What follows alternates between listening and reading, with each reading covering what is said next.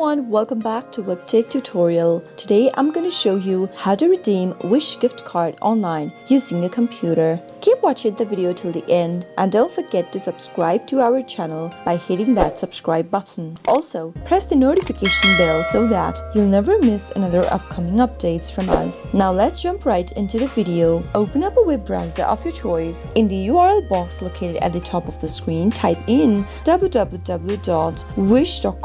and press enter. Go ahead and select a product that you'd like to shop with Wish.com and give it a click. Click on the buy button and the item will be added on your shopping bag. Go and click on your shopping cart at the top right hand corner and click on the checkout button, and from this page select your payment method. If you'd like to redeem your gift card with the product, click on apply a coupon at the top right hand corner. Now enter your gift card number into the text box available to you for Wish.com. Finally click on the apply button and you'll be able to redeem your gift card for Wish.com. That is how it can be easily done. I hope the tutorial was helpful to you. If it was, go ahead and give us a thumbs up. I'll soon be back with more tutorial videos like this. Thank you for watching.